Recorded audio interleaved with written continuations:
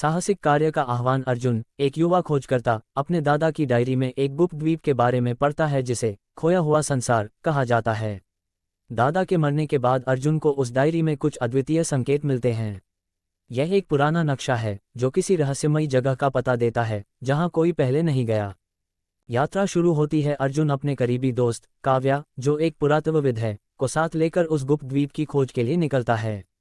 वे समुद्र के किनारे से अपनी यात्रा शुरू करते हैं। उनका सामना तूफानी समुद्र से होता है जो उनकी साहसिक यात्रा को कठिन बनाता है। खोया द्वीप। अर्जुन और काव्या तूफान से लड़ते हुए आखिरकार उस गुप्त द्वीप पर पहुंचते हैं।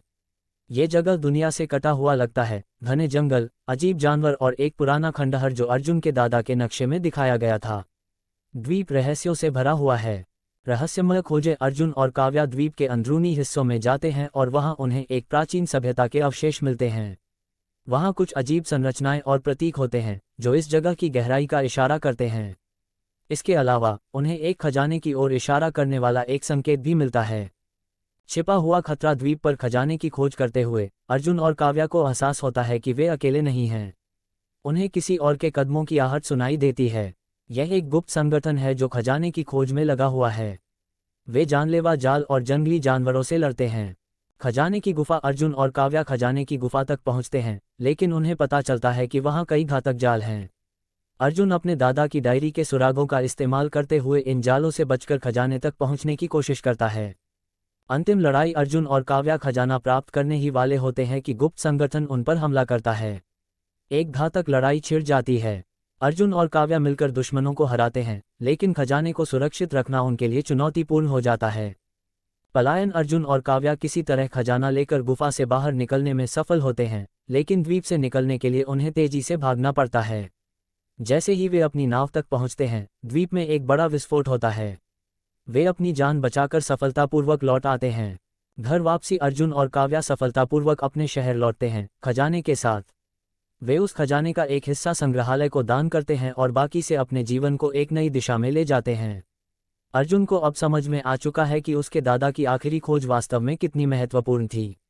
एक नई शुरुआत। अर्जुन और काव्या की साहसिक यात्रा खत्म हो चुकी है, लेकिन उनके जीवन में एक नया अध्याय शुरू हो रहा है। अर्जुन खजाने की खोज से मिले अनुभव से बदल चुका है।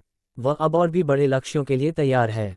काव्या भी इस यात्रा से प्रेरित होकर नई पुरातात्विक खोजों के लिए अपना जीवन समर्पित करने का फैसला करती है।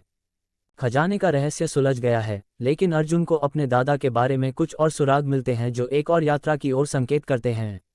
ये यात्रा जीवन को बदल देने वाली साबित हो सकती है।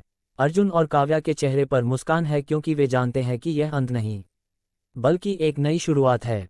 खोया हुआ संसार की यात्रा ने अर्जुन और काव्या को न केवल एक बहुमूल्य खजाना दिलाया, बल्कि खुद को बेहतर तरीके से समझने का मौका भी दिया। अर्जुन ने अपने दादा के नक्शे की आखिरी गुत्थी सुलझा ली है, लेकिन उनके जीवन में आने वाले नए रोमांच की झलक साफ है। ये यात्रा केवल खजाने की खोज नहीं थी, बल्कि आत्मखोज और साहस की कहानी भी थी। अर्जुन और काव्या अब दोनों ही अपने जीवन के नए अध्याय की शुरुआत करने के लिए तैयार हैं। द्वीप के रहस्यों को सुलझाते हुए उन्होंने अपनी क्षमताओं को पहचाना और समझा कि दुनिया में अभी और भी अनगिनत रहस्य छुपे हुए हैं।